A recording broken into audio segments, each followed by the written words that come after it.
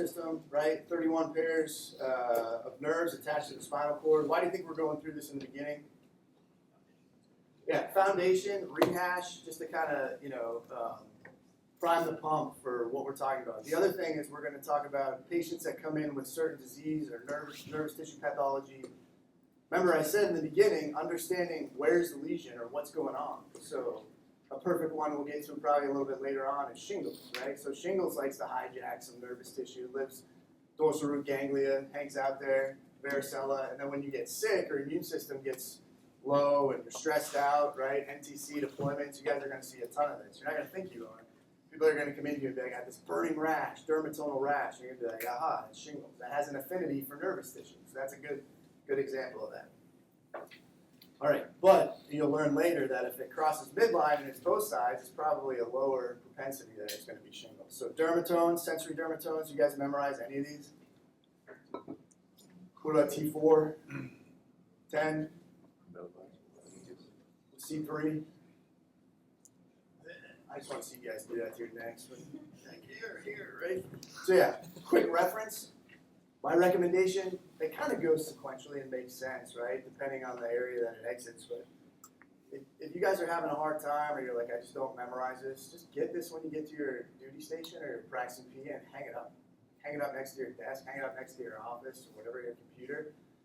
Go in and do your exam and you're like, I'm not sure if it's this dermatome or this one. By the way, who cares? Get it close enough, you know what I mean? As long as I'm not like, say, who cares? Like, you're like, Roger said, who cares? As long as I'm not here and I'm like, oh, it's a dermatonal pattern around C3, and you're like, and they get in there, it's like down in their back at T11, they're like, you did not pass school, did you? Right? Just get that stuff and hang it up so you can reference it. Don't be afraid to do that. But generally speaking, these are great for mapping certain disease pathology. So, all right, anybody remember this?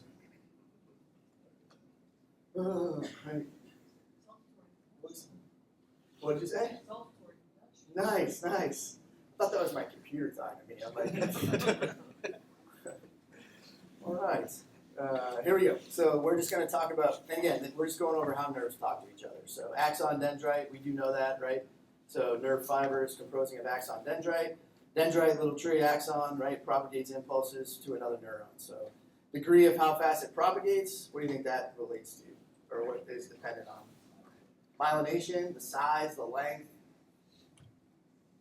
the girth, come on guys, the width, how big it is. Put your heads up. Good. All right, just a little more on axons. Usually one single axon per neuron. Typically arise. You guys can. I'm not going to read this to you guys unless you want me. You guys want to hear me read out loud?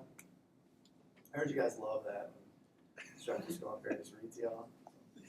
All right, what's a synapse? Yeah, where nerves meet. Is that important?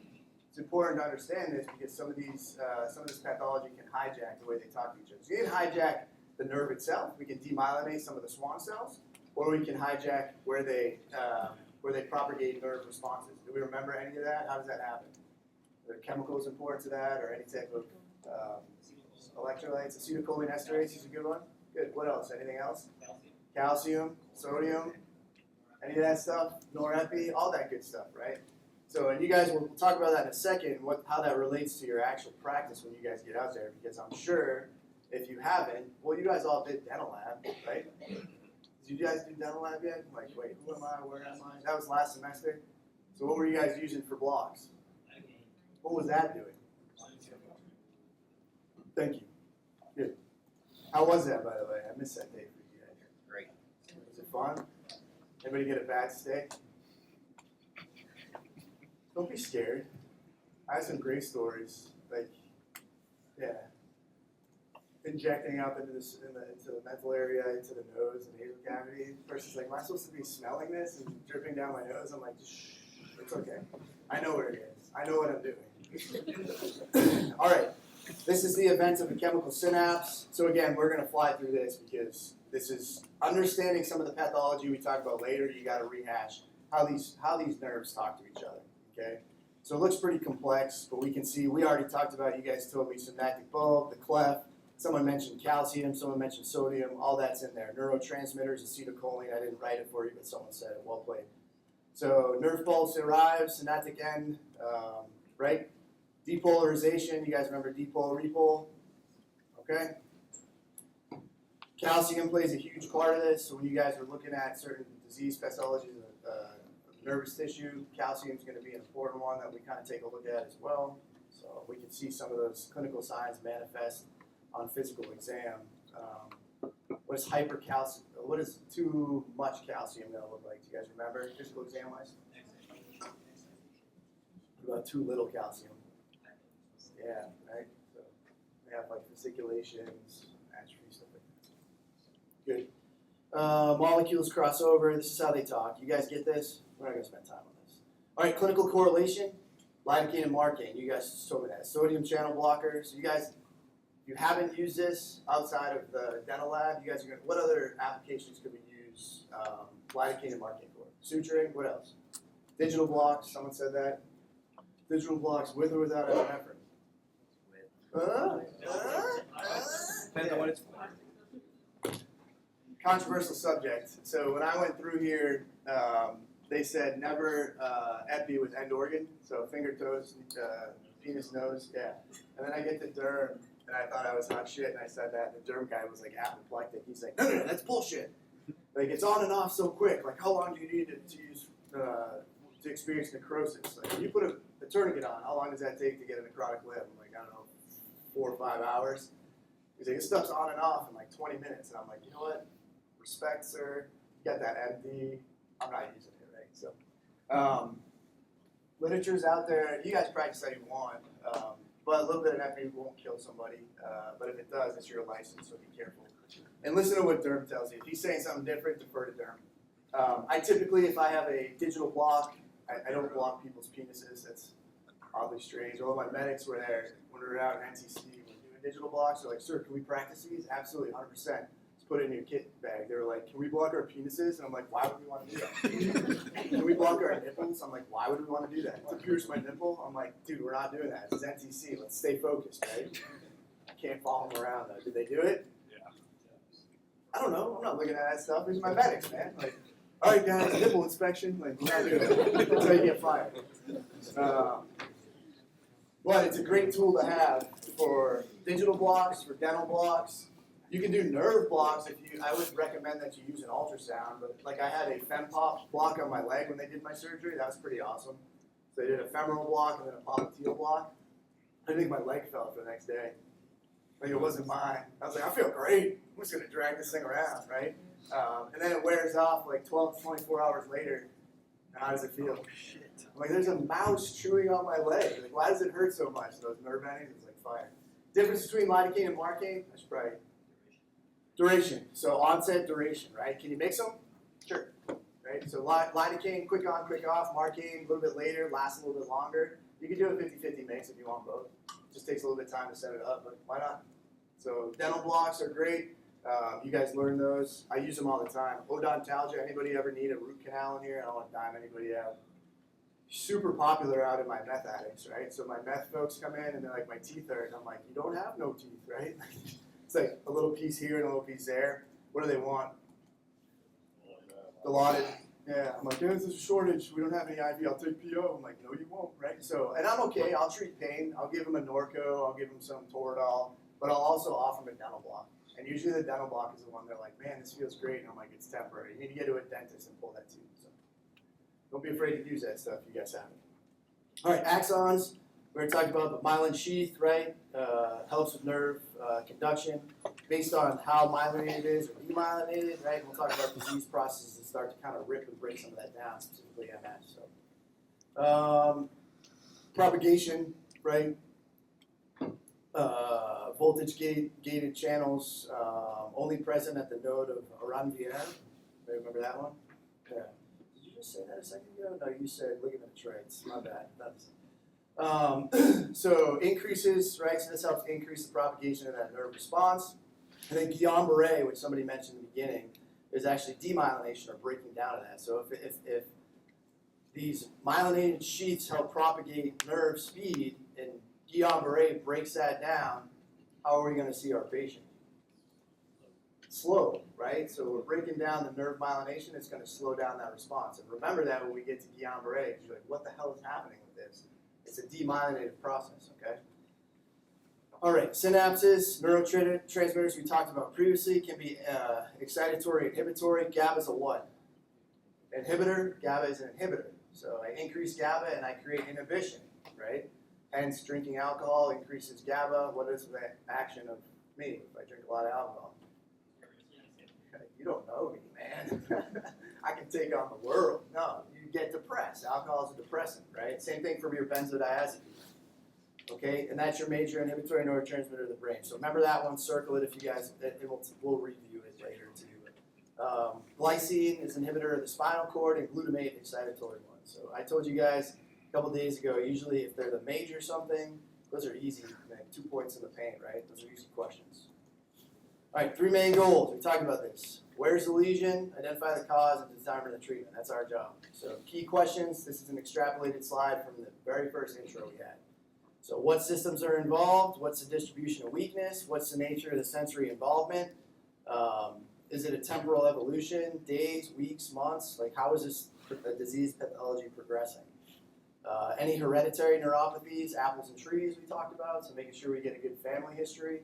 And are there any associated other medical conditions, such as what type of disease process that we talk about all the time loves to attack nerves? The sugars, right? Diabetes. So diabetes, absolutely. Actually, you guys, when we get to Alzheimer's disease, we'll talk about that being referenced now in literature as diabetes type 3. So you're like, diabetes type 3, we didn't learn that. They're referencing Alzheimer's disease. All right, let's get into our neuropathies. We're going to talk mono and poly. We'll talk, so one nerve, multiple nerves. You guys know that. Not trying to insult anybody. Mononeuropathy multiplex, special categories, inherited neuropathies, and then immune mediated. So some of these disease processes that we talked about in pathology may show up here, and we'll get to those in a second. Mononeuropathies, so direct trauma, compression, or entrapment of a nerve. Carpal tunnel syndrome. Probably like a few people in here have carpal tunnel syndrome, right? So you're compressing a nerve in that retinaculum or that sheath, which is creating what? What are the symptoms of this? If I'm compressing this nerve, continuously with repetitive movements, how does my hand feel? Numb, tingly. I'm doing this, right? So a patient comes to you and they're like, my hands are numb and tingly, and you're like, neat. Like doing this in front of you, you're like, ding, ding, ding. I think I know what this one is. That's easy RVUs, right? And you guys can test that stuff. Tennell's, Tappet, Phelan's, all that stuff. We'll talk about it in a second. But you are going to see that. Who predominantly has this type of pathology? Women. I'll say who predominantly, but someone that uses their wrists a lot for work. You guys, type it on your computers. Oh, most people are scrolling through their iPads. But if you're doing IT work or any type of admin work, you may see this. So. All right, some common isolated peripheral neuropathies or mononeuropathies: Bell's palsy, Saturday night palsy, or radial nerve palsy, carpal tunnel, median nerve palsy, ulnar nerve. These are just named after the nerves, guys. This is easy money. Lateral femoral cutaneous nerve or neuralgia periesthetica. So that's one that you commonly see with compression of the nerve in the abdomen that's causing a lateral kind of a numbing or burning or loss of sensation on the thigh itself, right? So, well, what could cause compression up here on this nerve down here? What do you guys think? Body habitus, big old fat belly. What else? Pregnancy, right? Why am I pointing at you? I don't know. Pregnancy, it just so happened my hand went that way. I'm not singling her out, guys. How about a tight belt? Right? So tight belt, you're compressing it? Sure, absolutely. What if I'm a truck driver and I'm sitting all day with my fat belly just compressing it with my tight belt? Ding, ding, ding. We're starting to put things together here. So. All right, radial neuropathy is compression of the radial nerve. Your signs and symptoms: wrist drop, weakness with thumb abduction, finger extension. So thumb coming out, fingers out. So that's why we do this when we're down there. Give me thumbs up. Okay sign. Open your fingers. Make a fist. That's why you guys are doing all this stuff. Sensory loss in the dorsal web space between the thumb and index finger. Most are going to resolve 6 to 8 weeks if we get it early and they are compliant with their treatment. People want to wear wrist splints. No, because they're like, oh, this isn't cool. I can't wear this out on Friday night. You're like, well, then your hand's going to be numb, right? So cock up wrist sprint is just going to keep your wrist in a kind of like a flexed position. And then also physical therapy can help. Actually, it'd be more occupational therapy, but PTOT can help as well. So activity modification, strengthening, et cetera, et cetera. All right, what's going on with carpal tunnel? Compression of the medial nerve at the wrist. These are your signs and symptoms, but what you guys already just told me, it should make sense. Numbness, paresthesia. What is paresthesia again? Yeah, pinpricks, tingling, good. That's in your thumb, index, middle, the half of the ring finger. You get pain in the hand and forearm. It's worse at night. Why? Because you're throughout the day using it. So they start doing this at night, shaking their hands, okay? Muscle weakness, atrophy near the thenar eminence. What the hell is a thenar eminence? Beefy part of your thumb, right? So beefy part of your thumb. You get your thenar eminence and then hypothenar, right? There you go. Nice. Phalanx, Tennell's, and carpal compression. Tennell sign, do we know that one? Yeah, we're just tapping on it. So we're just finding that nerve and tapping on it. What's that going to do? It's going to reproduce it, be annoying, but it's also a pertinent positive that, aha, I think I got what I got. Phalanx sign, what is that? Yep. Wrists together, backwards, drop your elbows, compressing it. And then carpal tunnel compression, what are we doing? We're just pushing and holding, right? So we're just trying to elicit symptoms. And it's weird because when I first did these, like you're like, get all this knowledge, you get out there, your first patient, you're like, I know what this is. You're like, they do a phalanx, and they're like, no. Have them sit there for a little bit, talk to them. Then after a while, you're like, do you feel anything? You're like, no. Like 30 seconds later, they're like, ah. Like, oh, okay. You don't feel anything, but there it is, right? Anybody ever do or like have a positive Tennell on themselves? Kind of a weird question to ask. All right, I'll give you a little bit more. So I told you guys they cut my nerve. I have a peroneal nerve. They cut my peroneal nerve from my last knee surgery. So I'll just sit there at night, like watching TV and just tap this nerve, and it just like makes my toe kind of bounce. It feels magnificent. It's like oddly pleasurable. Like, not to be a weirdo, but to be a weirdo. Like I'll walk in and my wife's like, "What are you doing?" I'm like, "Nothing." "Do you want to do this for me?" She's like, "What the hell are you doing?" I'm like, "It's just dead. It's trying to wake up." She's like, "All right, 20 years of marriage, you're still weird." I'm like, "Yep, yeah, you got it." So, all right. Anyways, I think I overshare with you guys. That's all right. Imaging. Do we need imaging? Not necessarily. If we want it, ultrasound, focal swelling in the median nerve. Remember, edema, swelling, causes compression of the nerve, right? So maybe I hit that area, maybe I smacked my elbow or something, and now I got some swelling there. That can also exacerbate those symptoms. So it doesn't always have to be overuse or repetitive movements. You can do a nerve conduction. You don't need to, but if you're like, I don't know what this is, I'm treating it, everything looks good, they're not getting better, they're compliant, sure, you can use some modalities if you need to, but I don't think typically it's not 100% necessary. So, treatment, activity mods, NSAIDs, volar splint, especially at night. Why at night? Yeah, because it gets worse at night, but also when you sleep, are you cognizant of what you're doing with your body? No, who's like, oh, I'm going to move this way, unless you're having bad sleep. But because usually when they sleep at night, they're moving their wrists all wild, and it's probably exacerbating those symptoms. So if you can kind of negotiate, if you can compromise with your patient and say, hey, this splint's going to help you, and they're like, I'm not wearing that through the day, it's just ridiculous. Be like, okay, fine, wear it at night. Like, it's still ridiculous. Be like, all right, then don't get better. I don't know what to tell you. So, steroid shots, right? So be careful, but yes, you can do steroid shot. If there's local inflammation and you want to calm down that immune response, could you do a steroid shot into it? Yeah, but there's risks to everything, so just educate your patients. And then surgical decompression. Surgical decompression, if that nerve is out of line or moved a certain way, surgeons or orthopedics can move it. I'd say be careful with that. I'm not an orthopedic surgeon. Ortho will tell you it's the greatest thing since sliced bread. I see sometimes what happens after you cut somebody, what develops? Scar tissue, so now you have nerve competing with scar tissue, and it could develop scar tissue, which puts pressure back on the nerve. There may be risks, right? So that's a decision between them and the surgeon. I just tell them, hey, there's risks to everything. Are there risks to taking NSAIDs? Yeah, if you take NSAIDs on an empty stomach long enough, you're going to burn a hole in your stomach. Right? If you take NSAIDs long enough period, you're going to shut your kidneys down. Just got to let them know. All right. So cubital tunnel, compression of the ulnar nerve, right? Paresthesias, tingling, numbness in the medial hand. So where's the cubital tunnel? Anybody ever smack that? Anybody ever hit their elbow? Is it funny? No. Why is it called a funny bone? I have no idea. But you immediately do it. Good thing it goes away right away. So pain at the elbow and forearm. You get weakness as well. Decreased sensation. Tennell sign at the elbow. So you guys can feel that. You guys can probably find that bony prominence and right above it. That's what you're just doing. You're just tapping in that area, seeing if you can get the person's hand to tingle. Froment sign. Have we talked that yet? No? Froment sign. If I'm wrong, correct me on this one. But Frohman sign is, and I don't use this one very often, so if ortho tells you not to, yeah, I'll tell them to do this and just give me an okay. Sometimes if they're going like this, that may be a little bit concerning of some nerve issues, but usually if you hand them something as well, you see how they take it. If they take it fingers together, it's usually a good sign, but sometimes they'll have a little bit of nerve weakness and something like this. I don't know that that's really sensitive or specific.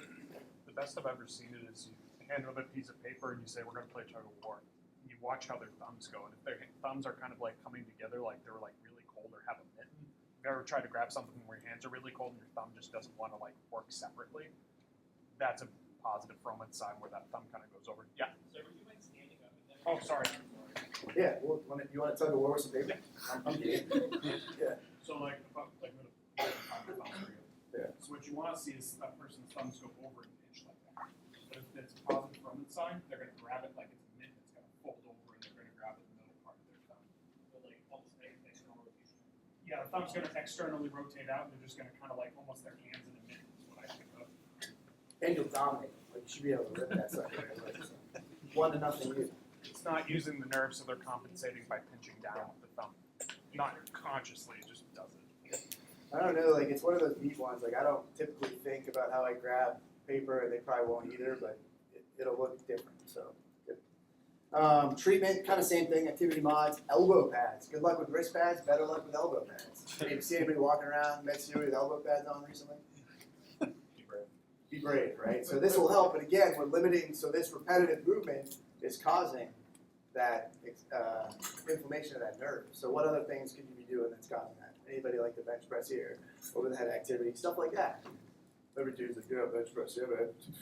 3 of 15, right? Yeah. So you'll see that commonly in those folks. But elbow pads will help, again, at night. Try to compromise with them. NSAIDs, splint surgery as well. This is that lateral femoral cutaneous neuropathy, compression of the lateral femoral cutaneous nerve. Obese, diabetic, pregnant patients, we already talked about. This is the lateral outer thigh. It's actually relieved with sitting, so I give a poor example of my fat, overweight truck driver. Usually that standing is going to be the compressing, so when they're driving, maybe they're not having a lot of pain. So imaging if you need it. You can do nerve conduction studies, not necessary though. Weight loss, lidoderm patch, NSAIDs, neuropathic pain meds. What are neuropathic pain meds? Do you remember any of them? You have a Penton, Lyrica, those type of ones. Memorize this. I'm going to give you guys a bunch of questions on your exam. Nice. You don't believe me? Bet. I'm just kidding. Okay. So I will not, if I get you guys, I'll tell you to focus in on what I want. But polyneuropathies in general. First sentence tends to be sensory. So now we're talking multiple nerve involvement. Usually symmetric, distal, right? Sensory symptoms often preceded any objective motor or serious sensory signs. As it proceeds, weaknesses and reflexes are lost. Okay, so if we're not getting nerve innervation or those nerves are atrophying for whatever reason, our reflexes are going to be hyper or hyporeflexive. Hypo, good. And then treatment based on the underlying cause. So B12 is a good one to think about, right? So if you're not getting enough B12, you see a polyneuropathy, and that should make sense because it's not just an effect one arm, right? It's the entire body or systemic. So B12 is found, or cobalamin, if you guys remember, is found in most animal products. So who might we see this in? Vegans. So if I give you guys a question on your exam, and it's a vegan with a recent gastric bypass, just know where I'm going, guys. I'm bringing you to the promised land, right? So you can see there, pernicious anemia, dietary avoidance, vegans, gastric bypass surgery, inflammatory bowel disease, which is your ulcerative colitis or Crohn's, those type of folks, like malabsorption syndrome, those type of folks may see this. So you'll see distal symmetric numbness and gait instability with distal weakness, usually hands and thumbs first, right? So usually, again, I keep like, what else could be in my differential? Diabetic neuropathy. But again, these folks are, I'm not going to try to trick you guys. I may tell you they have a history of pernicious anemia. Depends on how nice I'm feeling. But they're vegan, gastric bypass, those type of things. They're not getting enough B12, so it's causing neuropathy for them. Okay? You may see a macrocytic anemia, megaloblastic blood smear. Does anybody remember all that from Clin Lab? Ugh, right? Where am I going to get that? How am I going to get that? Labs, right? So probably your CBC with DIP, so you'll get all that stuff. So if it's low vitamin B12, how do you think we're going to treat it? I just spit all over myself. B12, so like no kidding, if you're low B12 and you're not getting it, should we supplement it? Victory. That would be an easy 2 points, right? So treatment, injections, you guys don't have to memorize the dose. You can do oral or injections. Depending on etiology, it may be a lifelong. So again, if they decide they want to be vegan and have gastric bypass, we need to supplement them for the rest of their life. That's okay. At least we figured out the problem. So 50% of the patients today have permanent neuro deficit. So again, we talked about propagation of nerves is slow and steady. Sometimes it might not come back at all because the damage might already be done. Man, I feel like I'm moving fast, but I'm really not. 33, slide 33. We got to kick it up a notch. You guys need a break. We're 45 minutes deep in this thing. Just want to go to the top of the hour? All right, top of the hour, we'll take a break. Remind me though. All right, another polyneuropathy, mononeuropathy, multiplex. Let me see. I'm not going to ask you guys on this one. Table this for phase 2. Let me see if I'm there, guys. Nope, skip that one. Diabetic neuropathy, you're going to get questions on this. Pay attention to it because you're going to see it. Maybe not on active duty, but when you get out there, you're going to see diabetic patients. So, diabetic neuropathies are the most common complication of diabetes. You can go ahead and underline that if you want to. Diabetes is the most common cause of peripheral neuropathy in developed country. You can underline that if you want to. And then diabetic distal symmetric sensory and sensory motor polyneuropathy, DSPN, is the most common form of diabetic peripheral neuropathy. So that's a good slide right there if you're looking like, how do I study this? Most common, right? So I'm going to ask you questions on this. I might say, what is the most common form of diabetic peripheral neuropathy? You would answer DSPN, not ESPN. Da-da-da. All right. All right, sensory motor polyneuropathy. So what are you going to see with this distal symmetric diabetic neuropathy? Do we talk about stocking glove pattern? So stockings and gloves, right? You wear them on your feet and your hands, so they start losing feeling on their feet and their hands. Why feet and hands first? Smaller nerves, smaller vasculature, right? So we talked about diabetes or sugar, C6H12O6 having an affinity for nerve tissue, right? So do we need glucose? God, yes. Do we need an abundance of it? Do I need bags of Skittles every day? No. So diabetes is a glucose problem or an insulin problem? Chicken and egg. Great. It's an insulin problem because I'm frying my pancreas. But too much sugar, too much of a good thing is a bad thing. So if I have too much sugar running around, it's a large molecule in my blood, it starts attacking these nerve cells and causes atrophy. Okay, so it's not a good thing. That's why tight glycemic control is so important for these folks. All right, sensory involvement usually first, stocking glove pattern we just said, physical exam, bilateral symmetric and associated with dull perception of vibratory sense, pain, and temperature. Examine with a filament test. Anybody know what a filament test is? Cool, you have them in your clinics, so I didn't bring one, shame on me, but it's a little tool and it has like a little high-test fishing line on it. You can describe it better than me, chime in. And basically what you're doing is you look at the card, so I'm not going to ask you guys to memorize the spots on the foot, but you're having the patient lay in the supine, close their eyes, and you're touching them with a little piece of fishing wire. And you're asking if they can feel it, right? Do you feel it here? No. Do you feel it here? No. Do you feel it here? No. Do you feel it here? No, right? Like, I don't feel anything. You're like, oh, that's good, right? That's a bad sign. They may feel it in some place. We're trying to isolate areas of the foot that they may have loss of feeling or how the degree of severity of it. So, If you've seen them, they're like a toothbrush, but it only has one single bristle. It looks very bizarre when you actually get one. It's called a 10G monofilament.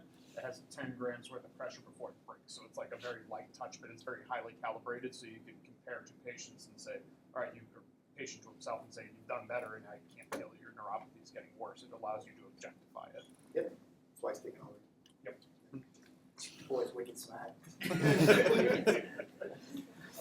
All right, diagnosis, nerve conduction studies will be slowing. Biopsy, do you need this? Not necessarily. I don't know that a lot of my diabetics and peripheral neuropathy get nerve biopsies, but you'll see axon degeneration if you do biopsy it. So,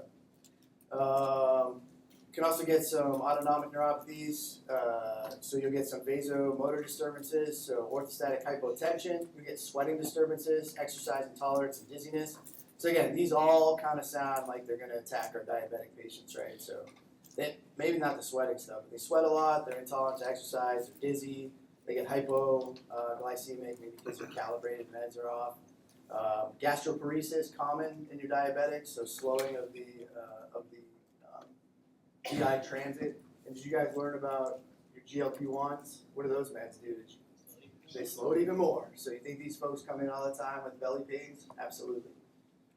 And then GE, you get bladder dysfunction or erectile dysfunction. So I told you guys before, unfortunately, some of our patients aren't going to come in when their feet are falling off. But once you affect their penis or their nether regions, they're coming to see you no matter what. So they're private parts, okay? Unfortunately, that's a trend that I see, but I'm like, oh, so if your diabetic comes in, what does that mean? If your diabetic comes in, you're treating from ED, should I check their feet? Always check your diabetic's feet and their eyes, right? So if that's not in the slides, that's fine. That's just real talk. Always check their feet and their eyes. Why their eyes? This isn't opto. Very small nerves and vascularity in there. And the eyes are the gateway to the soul, right? Can we see diabetic changes in the eyes? What is it going to look like?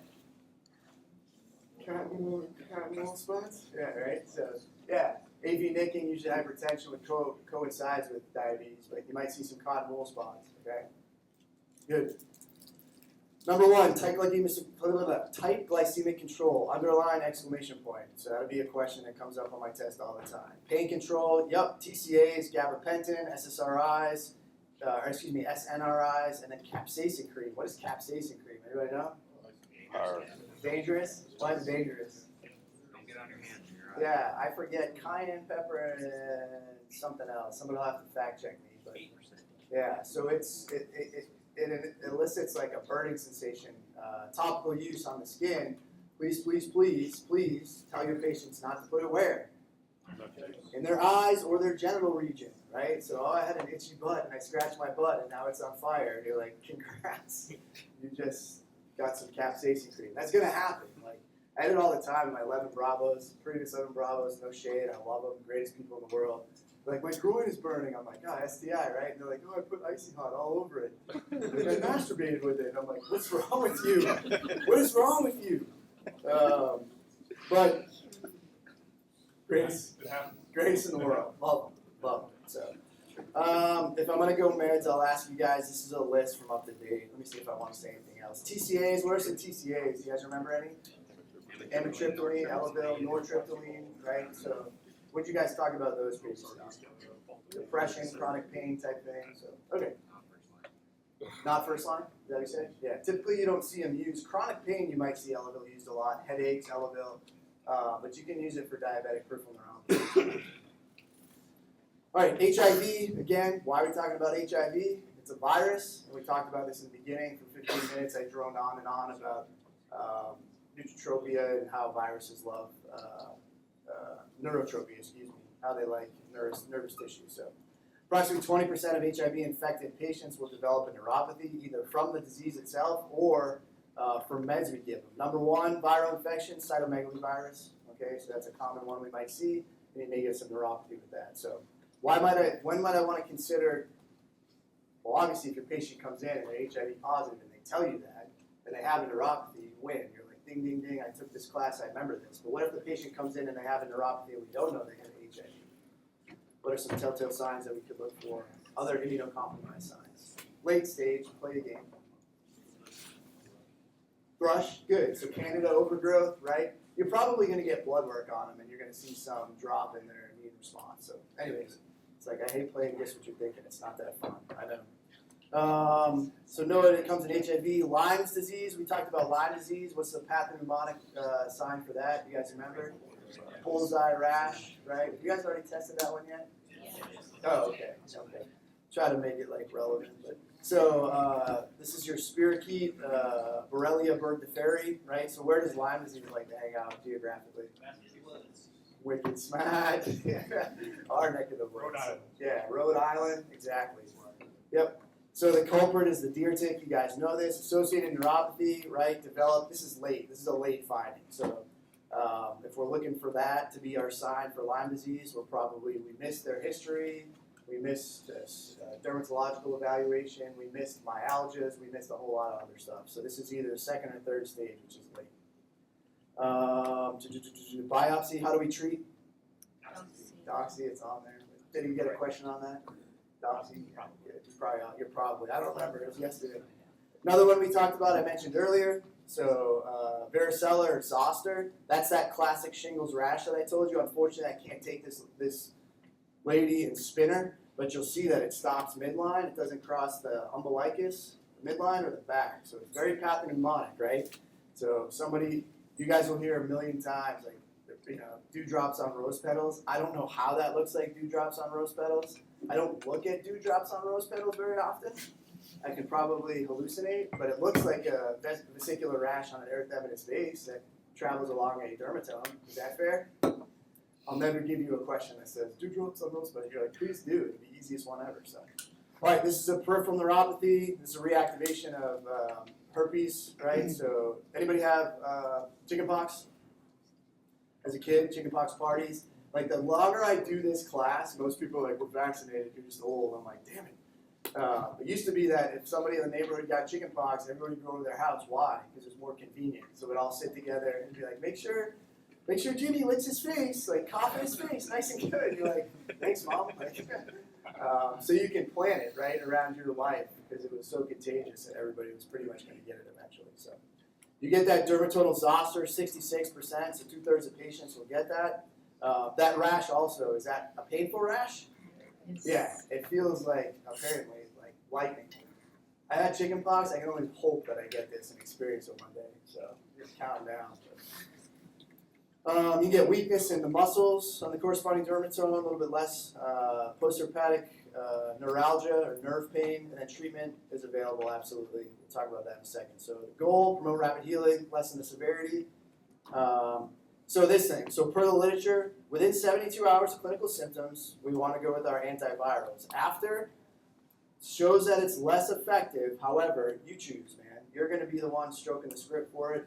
The patient comes in there and you're like, it's been 73 hours. Literature said this isn't going to work. You can do that if you want to. I'm typically like, we're going to crush this thing's soul, right? We're going to do acyclovir. I might throw them on. And you'll read the literature. It says don't do this.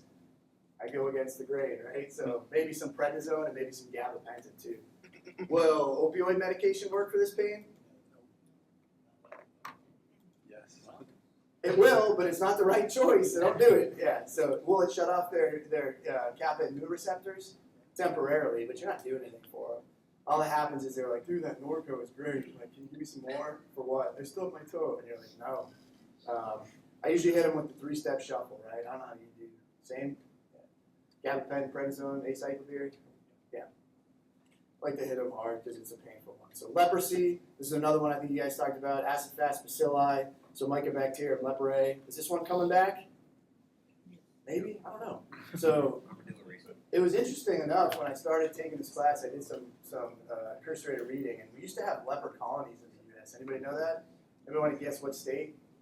Louisiana. Very good. Anybody from Louisiana? Shame. Shame on you, right? So anyways, they would get lepers and they would put them all together. What happens when you put a group of people together?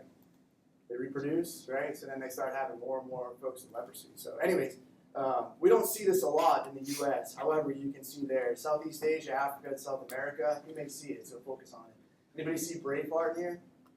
Has anybody not seen Braveheart in here? Don't do it to me. One of my counselors did. You guys should all shame her. No, you should make her watch it. So remember, Robert the Bruce's dad lived in the tower. That was a leper. So Hollywood would classify it with those, those dermatological bumps and growths on their ears and nose. You may not get that. You may just see that tuberculoid or the lepromatose lesions on their skin. So that was pretty Hollywoodized, if that's a word, but that's typically how they do that. So leprous neuritis, so that's why we're talking about. This is neuro, some complications, right? So you get that loss of feeling, anesthesia, motor abnormalities, kidney failure, hepatomegaly, right? And you get amyloidosis. Treatment for leprosy, is it treatable? Yeah, we just got to figure out what it is first. And that may be through biopsy, maybe like, hey, I think this rash is like contact derm, try some steroids. And they're like, nah, it didn't do the trick, right? Maybe on the second, third try with septic derm and they biopsy and they're like, this is leprosy, you need it. So recovery, we talked about, nerves propagate very slowly, but it'll happen, right? So depending on the severity and length of the damage, it depends on how it recuperates. So what's our job? Remove the toxic substance, or figure it out first. So we talked about those mononeuropathies. If it's them doing it themselves, try to do activity modifications, and they should get better. If it's a disease, find the disease, destroy it. That type of thing. Does that make sense? Okay. We'll go inherited. I got 2 more minutes till a break. I can do it. Stand by. So inherited neuropathy. So Charcot-Marie tooth disease, or CMT1, is what one we're going to talk about. It's the most common at the bottom. So circle the most common at the top and the bottom. So the first bullet, most common type of hereditary neuropathy, right? So this is not just neuropathy. You can see there are several genetic distinct disorders. It's autosomal dominant. For your geneticists out there, you can have foot or gait abnormalities, or foot drop is going to be the most common one for us, and slowly progressive polyneuropathies. Presents with distal weakness that begins in the legs and spreads to hands and forearms. So you get this inverted champagne bottle. You're like, what does that look like? Think of a champagne bottle flipped upside down. The smaller part of the leg has like loss of muscle definition, okay? You can get variable sensory loss, depressed or absent DTRs. How do we know if they have absent or depressed DTRs?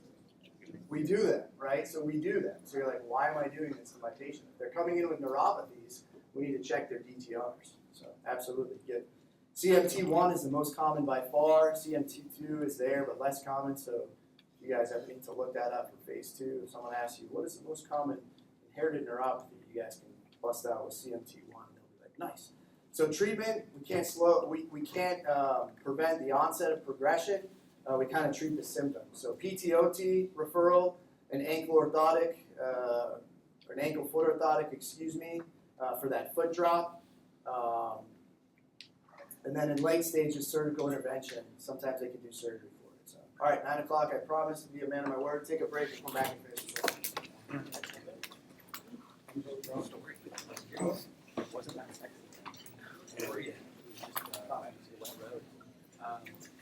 Oh.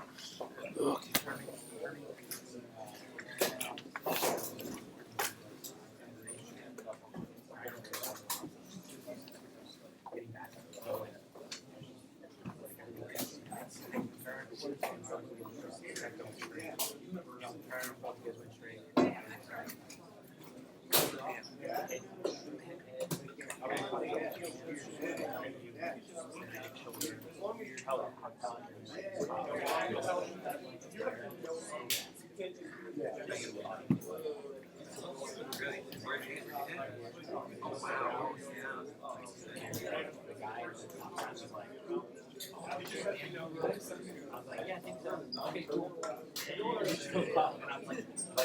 said, yeah, I'm good. Like trying to walk around my house. Stay there on the side. I was like walking back and I was like,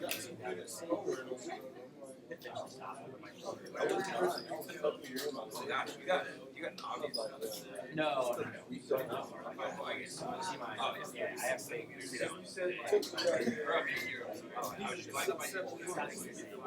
It looks big. I mean, it's probably yeah, It is graphic. I'm also like,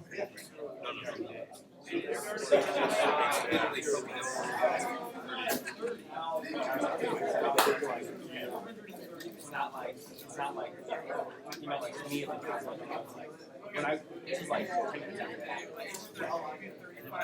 minutes after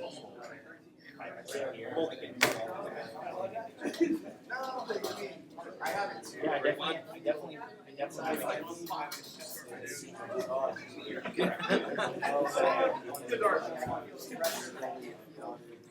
AC Shear, should we hear you do it?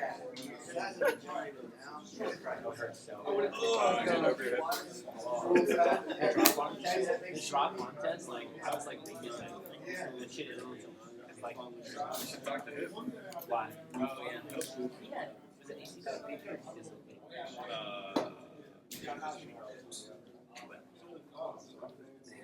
So just slow. Yeah. Just like that fitness, it's like, I should have like slowed down and your turn and then like went. Like, it's been wet a lot. I don't ever like take one time. Yeah. I did like a sliding roll, and like his shoulder, put back up on my feet, and I like stood up. That's why the guy's like, okay. Yeah. I mean, I wasn't. That was like that side. Yeah. Go look over GR. Commuter hazard. I even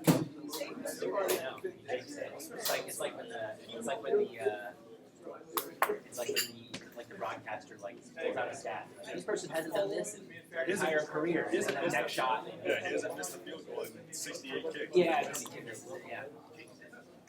Yeah, no, it took good like that. And on my face.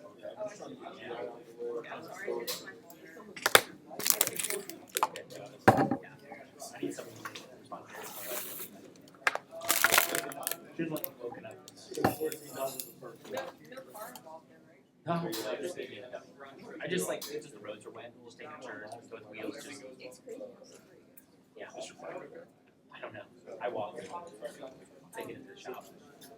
I didn't want to ride it just because once my mind was going, so like my body was shaking, and I was like, also my baby was like, I just kind of like had like a run and a race. So I was walking. It wasn't far though. It's like a 10-minute walk away. Just kind of like giving it back. No. I know. I just went home and put some soap and water and some stuff on it. So like but instead of lime disease, you never know. Just in the road. But just the worst part of my shoulder. Yep. Very soft. I'll probably end up getting an extra.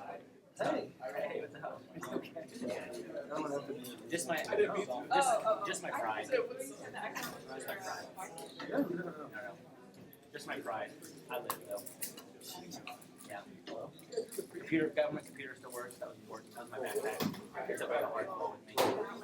I told my wife, I said, I just didn't expedite you getting this weekend. I gotta stop riding. But no, it's good. I just can't. Doing years to the year.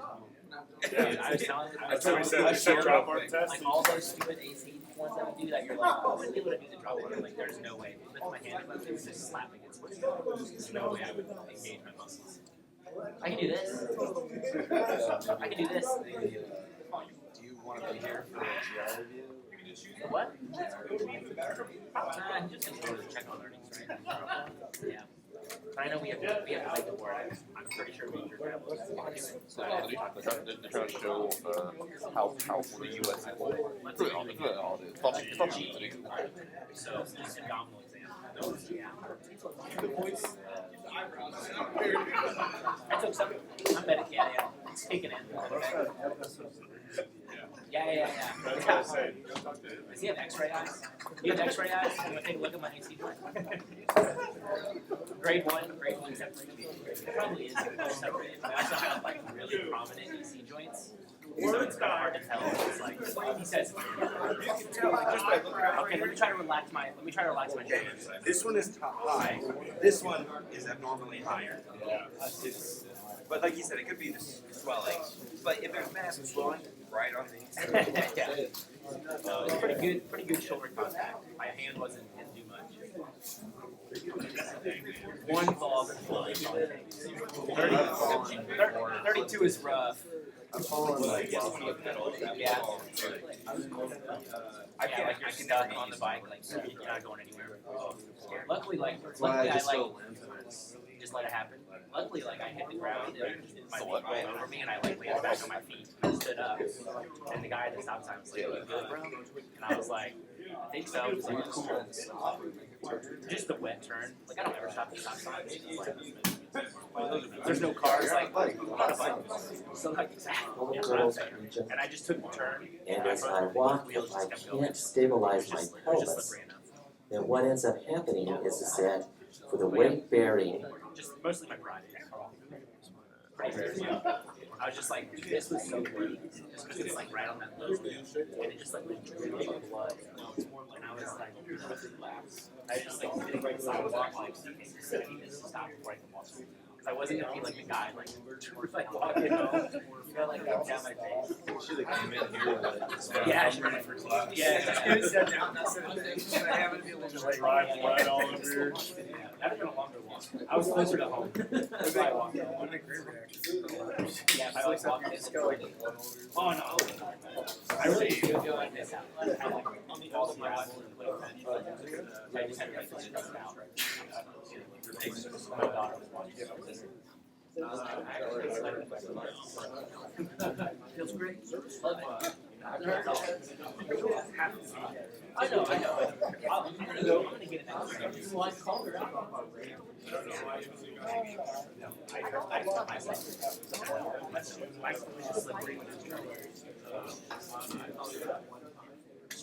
I need to get a quad. I have 4 wheels on it. One of those set by 2 front guys. Yeah. Okay though? Yeah. Okay. I can compliment I can do one of these.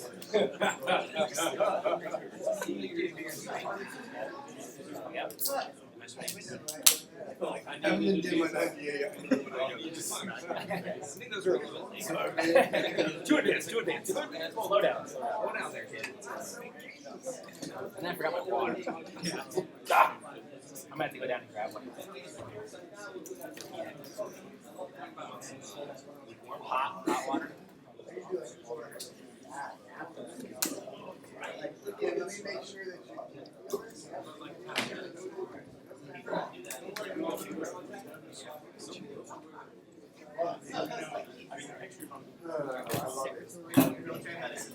I love it. Love me some military medicine. Are we ready? Sure. Oh, are we ever ready? We're ready. Yeah. It's a little hot for that topic.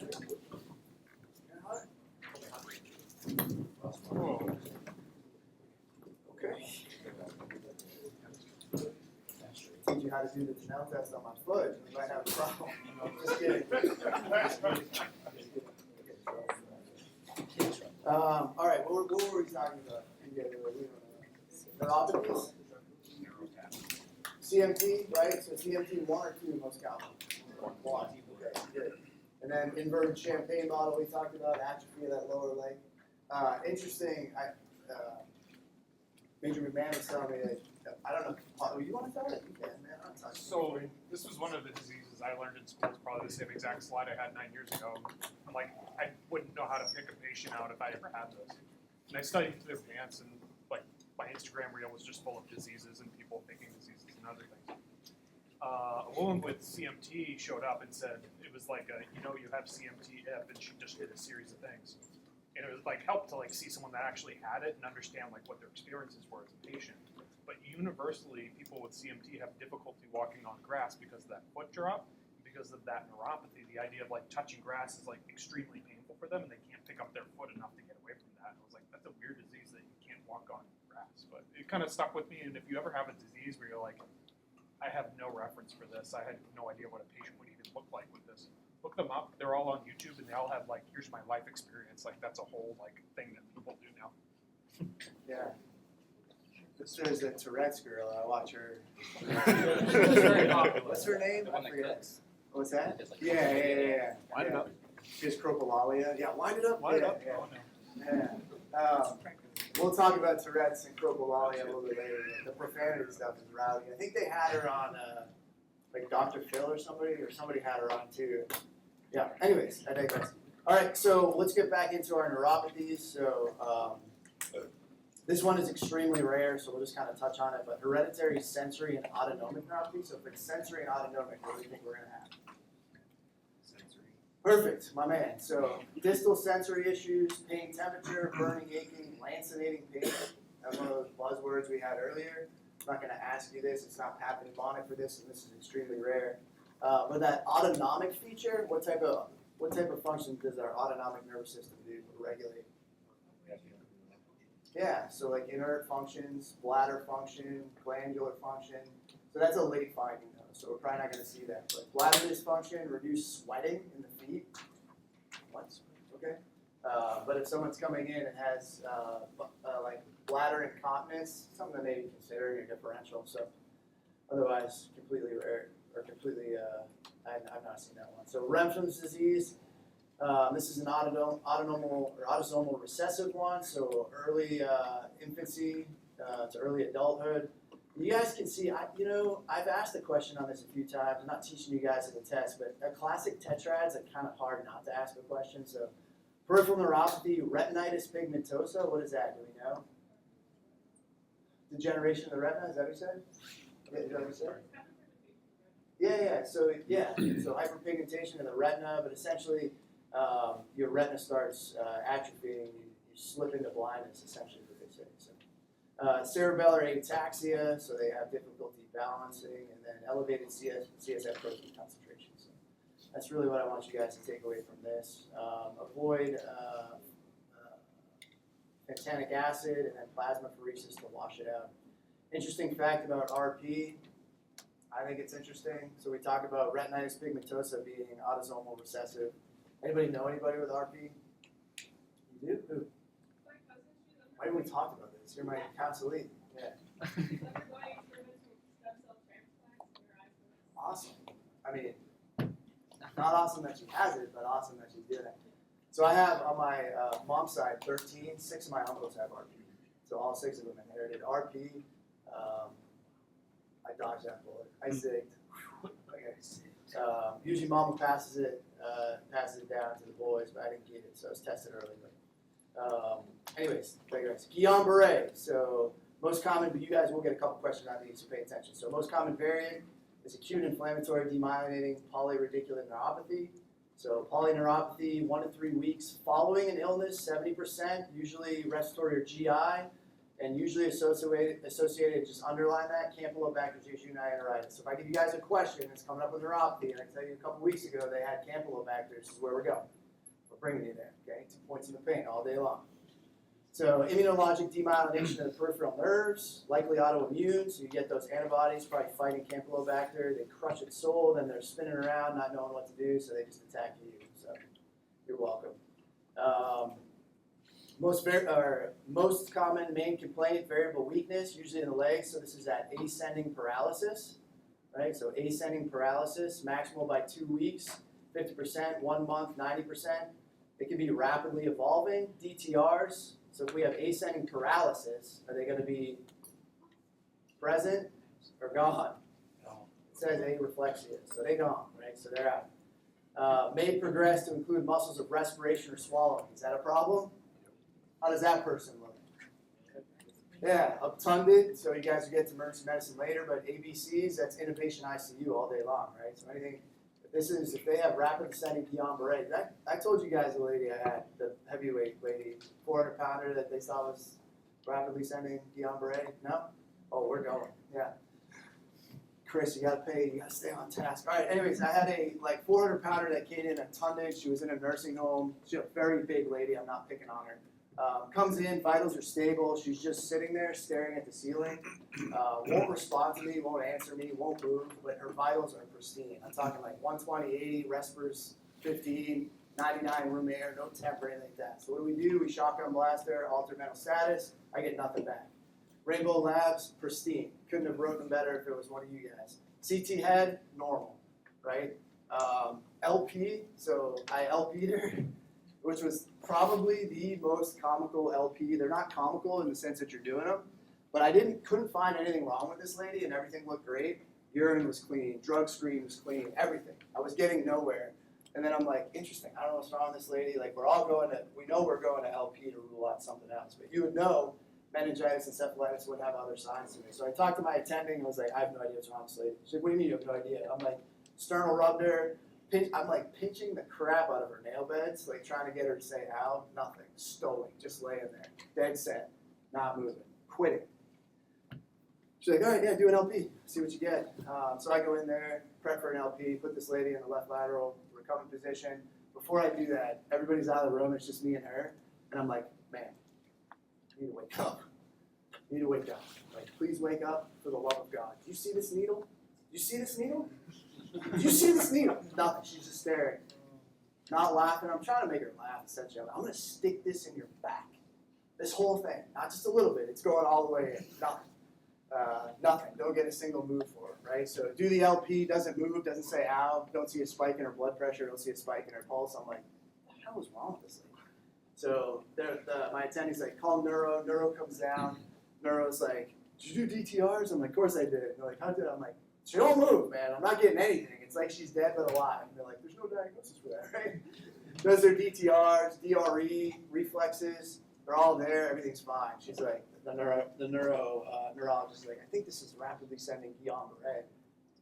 All right, like, rock on. Like, want to innovate her? She's like, no need, but we're going to take her to the ICU. Take her to the ICU. I come in the next day, and I'm like, I got to follow up on this patient. Like, what the hell was that diagnosis? I can't sit here in front of students like week after week and teach you neuro and miss a Guillain-Barré. Anybody want to guess the diagnosis? No. I heard a bunch of them. Locked-in syndrome? I thought about that. No. No stroke, no locked-in. Depression. Depression. She went up there. I read the note. And the note, the intake from the hospital was like, patient is sobbing, like responsive, dejected, wants to kill herself. For hours, I had this lady. And then I'm thinking to myself, she saw my whole needle gag and didn't even like, I was like, I'm sticking this in your back. Like the whole thing, saw everything, didn't even move. Depressed, she was depressed, scared the living crap out of me. I was like, I don't know what this lady has. Maybe it's like chikungunya. Like I'm like, I don't know what she has, but it's gonna get us all. Like I gotta wash myself. Depression.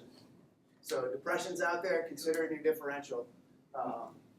It was not Guillain-Barré, but the neurologist was like, she could lose her airway, and I'm like, with her vitals like that, I'm like, all right, cool. You want an intubator? She's like, no, we'll do that upstairs. Didn't intubate her, but the note that I read, I was like, did I get bruised? Like, am I sitting in the bed, crying, emotional, family didn't want her, nobody wanted her, like just, I was like, holy cow, man. Was it in my differential? Maybe. Was it way down in the basement bottom? Yeah, probably. So just keep a wide differential. That was a weird case. I'll probably never forget it. Anyways, I digress. Let's get back to Guillain-Barré.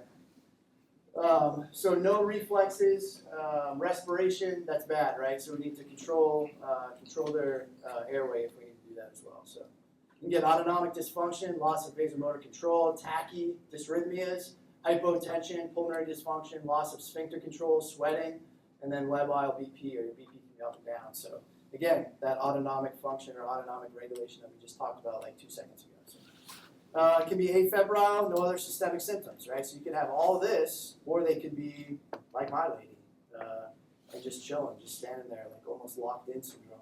Good call on that one. So. Imaging LP, rule out your differential. So we did all that. CSF is going to show in Guillain-Barré high protein, normal cell count. Nerve conduction, you'll see slowing of motor and sensory conduction or demyelinating pattern. And then your treatment, IVIG, plasmapheresis, hospitalization plus or minus, ICU if they need it, if the airway's involved. And then circle that at the bottom or bold it. Steroids are not helpful. I put that there because largely, if you guys decide to go in emergency medicine, I'm not going to try to tell you what to do with your life. But a lot of these nerve-related pathologies, do you think nerves are going to help? So we talk a lot just generally about inflammation. Pressing on nerves. If I give someone steroids, theoretically, should that help? Absolutely. This is one of those that if you give your patient a dose of steroids and it does nothing, that Guillain-Barré should bump up a little bit. Should say something's off, something doesn't feel right. So steroids are not helpful for this patient. Depending on the severity, it could be a self-limiting disorder. Most make a full recovery within a few months to a year, 85%, so that's pretty good numbers, right? And you can see your mortality rate is less than 5. So good numbers unless you're in that 5%. So just something to consider. So most do pretty well with this. You know, how does it present? Remember, you get a bellyache, you get sick, gastroenteritis. A couple weeks later, you start developing this. Start thinking about that. Okay. Chronic inflammation or inflammatory demyelinating polyneuropathy. Okay. Okay. So this one, I'll really just kind of dilute this down for you guys. So in the middle where I highlighted, so this is initially indistinguishable from GBS. And said, so consider if it's chronic. To think GBS, it doesn't get better. So we just said like 80-85% of your GBS patients are going to recover. If they don't, keep this in your differential. So it acts like GBS, but it's chronic. Okay, it lasts longer than 9 weeks, or it can relapse back into it. So consider this in your differential if it's waxing and waning, coming back, or they're not getting any better. So I actually had a guy with this right before I came here. Story was soldier had Guillain-Barré before he joined the military, got a waiver, got into the military. He's been fine for years. And then he had like a repeat episode and he came and he's like, it's happening again. I'm like, it's happening again. He knew. And I could look in his record and see he had GPS. I didn't have to like do the guess. And I called neurology. I'm like, hey, I think he's had like Guillain-Barré in the past. I think he's having a repeat episode. And neurology says, you're stupid. There's no such thing as repeat Guillain-Barré and CIDP. And I'm like, okay, cool. Like very few cases of Guillain-Barré repeat. The way I found this was, hey, he's been fine for a bunch of years. It's that relapsing. You're going to have repeat episodes. It completely changes. It turns into this CIDP. It's the very same a very similar disease process, but it's treated very differently compared to Guillain-Barré. So if you get that repeat episode after years, has a history of it, comes back, happened again, you're moving into CIDP territory. Thanks, Chris. Yeah, absolutely. Yeah, those stories are kind of what makes it real, to be honest with you. So, good. Getting called dumb is always fun by neurology. Oh God, it's the worst. Did you think about this? I'm like, I barely heard about it. I've never heard of that. Yeah. Okay, a little bit more on it. Diagnosis, so clinical intuition. So you guys, we talked about Guillain-Barré, which you'll probably see once or twice in your career. But again, if it's chronic, like Major McMahon's patient, consider this, okay? Your CSF findings, electrophys findings. What else do I want to say about this? Nothing really, to be honest with you. This one, so I have it highlighted for you. So CIDP will respond to steroids, where remember we said GBS won't. So that's one of those kind of differentiators in the literature. So biopsy, kind of interesting stuff if you guys are patho freaks, but you'll see a little bit of inflammation. Onion bulb changes, right? So if you get something back from path and it says onion bulb, probably neuro is going to be doing the biopsy, not us. But that usually is a finding for it as well. So, okay. I think steroids for these folks, they get better. You're like, all right, I gave them steroids. It's probably not GBS. Maybe it's more indicative of CIDP. So, okay. A couple more here. Multiple myeloma patients. It's usually like a blood bone cancer. So you can get an overt polyneuropathy in about 5% of your patients. So it's rare, but you'll see it. Pathognomonic finding for this. X-rays will show lytic or diffuse osteoporotic bones. You guys will get this in ortho. You have an ortho right now, right? Have you talked to M&M at all? You might talk about hematology as well. So anyways, for us, I just want us to know if your patient's in front of you and says they have a history of M&M and they're having some sort of neuropathy, this could be a finding with those folks as well. So vasculitis neuropathy. So vasculitis or inflammation of some of the vascular, depending on the vascularity, depending on the size. Can affect the nerves as well. Why do we think that? What do nerves like to hang out with? Nerve, artery, and vein. You guys talked about that in anatomy. So if you get inflammation of some of your vascular components, it can cause some secondary neuropathies as well. Let me see. Treat aggressively with steroids. So again, we can give these folks some steroids and they should get better. I'm trying to think if there's any other highlights I want for you guys. I want you to be exposed to this. Myasthenia gravis, we'll have some questions on this. This is a common one to ask for your pants. You'll get weakness and fatigability of skeletal muscles. This is an autoimmune disease with a variable course, females greater than males. And your antibodies, your acetylcholine receptors, leading to a decrease, your antibodies target your acetylcholine receptors, leading to a decrease in number of available receptors in the neuromuscular junction. So your hallmark features, that's probably good to know. Extraocular movements are affected first, diplopia or ptosis, that's why we do our EOMs, followed by finger, right? So we see like a droopy eye, or we see some drooping of their eyelid, something like that, right? Dysarthria, dysphagia, respiratory muscle weakness, generalized fluctuating weaknesses, symptoms worse throughout the day. Why do we think towards the end of the day? This is a fatigable disease, so they're burning through their ACH, right? Those antibodies are eating it, so they get tired, right? So sustained contraction with these folks, they probably won't be able to hold some sort of sustained contraction long and they'll start getting some symptoms. So throughout the day, it's usually they're just tired and depleted. So, and then symptoms typically rest or improve upon rest when first arising. So your exam, asymmetric or ocular palsy. Can you guys appreciate that lady's eye? Is it her left eye or right eye? It's her left eye, right? So she's got a esotropia, phoria. Anybody remember this stuff? Oh God! You're like, yeah, who taught us that? Okay, good. So just go back and take a look at that if you don't know. So variable paresis, so muscle fatigue or partial paralysis. You get normal reflexes or sensations. That's something we haven't talked about. So you get normal reflexes or sensation. And then muscle atrophy late in the course. Testing, we can get acetylcholine receptor antibodies detected in the blood. And then you can do nerve conduction studies, but that's usually going to be later. Why do I want to CT scan these folks? Looking for a thymus. Thymus used to be, who had a thymus at one point? Who has a thymus still? Who's near and dear to the thymus? Who doesn't care about their thymus? Everybody? So part of your immune system usually shrivels up and atrophies in childhood. But what happens with this thing is it starts kicking out antibodies against acetylcholine receptors. So You want to CT scan these folks to see if that thymus is there, present, and that could be an indicator that this is a thymoma or a growth or an overgrowth of that thymus gland. So, okay. We get just for your essay, thymic medullary cells can synthesize acetylcholine receptor antibodies. It says here in my notes, relationship not completely understood, but they're going to want us to get CT scans of these guys' chest to make sure there's no thymoma. If there is a thymoma, what do you think is going to happen? We're going to refer them to surgery. They're going to take it out, right? So, okay. Ice pack test is pretty cool. You can do this bedside. So again, that lady comes in here, her eyes out. It's not to be an old lady. I'm just picking on her because she was on my screen. I put an ice pack on that eye and I hold it there for a little bit. I take it off. What do you think I'm going to see? That eye's going to be back, right? So theoretically, that's the ice pack test. And then after a while, after that ice starts wearing off, right, you're going to start seeing that thing. You can do this bedside, right? So that's kind of neat. I don't know that I'd hang my entire license on it. But you can also, I've seen folks in my clinic, what's the other one? Oh, yeah, what is it? Tinsalon test? No, I'm thinking of a completely different disease. Raynaud's disease. I had a buddy that was practicing. He used to want to go to the freezer and put people's hands in the freezer to see if they blended. I'm like, dude, rock on, do your thing, man. Anyways, you can do that ice pack test, Tinsalon test, administration of edrophonium, right? So short-acting cholinesterase inhibitor. So let's understand the mechanism behind this, right? So this should temporarily make it better. This is going to be reserved for the patients with clinical findings of myasthenia gravis, okay? Positive tests, definitive improvement to their weakness. So we're kind of helping them out chemically and seeing if they improve. Other options here for treatment, so anti-cholinesterase drugs, proteostigmine, don't care about the dose, look it up if you need to find it. Thymectomy, so other people, if they have that thymoma, let's get them to surgery, okay?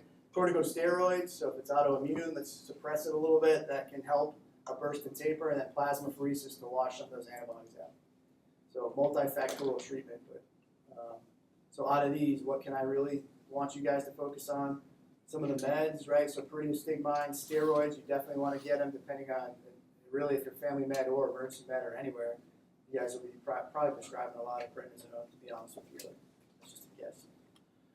All right, myasthenic syndrome or Lambert-Eaton, so associated with small cell carcinoma. It's the only one we're going to talk about. So if I give you a patient with small cell carcinoma, we're talking neuropathies. This is where I'm going. So this is an effective release of acetylcholine in response to nerve impulse, right? So you guys can read there the science behind it. But unlike myasthenia gravis, power steadily increases with sustained contraction. So myasthenia gravis, what's going to happen to sustained contraction? They're going to fatigue.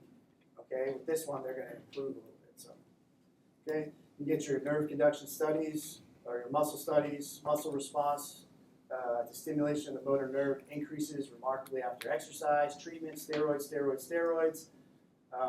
And then the response to anti-cholinesterase medication, like we talked about for myasthenia gravis, is going to be disappointing. It's not going to work. Botox or botulism, what do we use this for?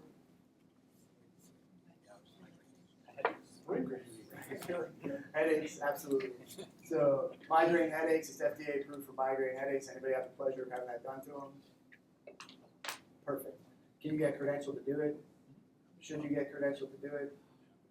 Yeah, why not? It's another thing that sets you apart from your peers. I would, if they offer you guys that, jump all over it. So it's just another thing that you can put in your kit bag. So botulism itself, we're not talking about Botox. Unless somebody comes in and they're presenting with these symptoms and they went to a Botox party and maybe they had too much Botox, because that is a, Botox is a neuromuscular blocker. Yeah, it's totally blank. But so your patients, again, think about this in babies too, right? So you just talk about like babies that ingest honey or canned veggies or something like that. So what is this going to do? It prevents release of acetylcholine at the neuromuscular junction and causes neuromuscular paralysis. If you get in and there's a lifeless baby, like that's obviously pucker factor 0. Like you need to get ready because this should be in your differential. So can be food or wound-borne, most commonly from home canned foods. So no shade on people that are canning their own veggies, but just be careful. That could be a tip in your history that you get. Weakness begins 12 to 72 hours after ingestion, double blurry vision. You get that ptosis or that eyelid lag, facial weakness, dysphagia, nasal speech, difficulty with respirations. And then limb weakness is a late sign. So considering a child less than 1 year presents with the following: constipation, poor feeding, and failure to thrive. So just you're going to get that in peds, but again, I want you guys to think about what it's doing, right? So, and again, how it presents. Keep it in your differential for your neuropathy. So, shorter the latent period of onset symptoms, the greater the dose of toxin, the greater the risk of the infection and adverse outcome. So, the longer you're exposed to this, the larger amount, not good, right? So, we can diagnose it through laboratory confirmation, but we got to have a clinical index of suspicion, management, right? Supportive care. So we talked about the patient presentation earlier.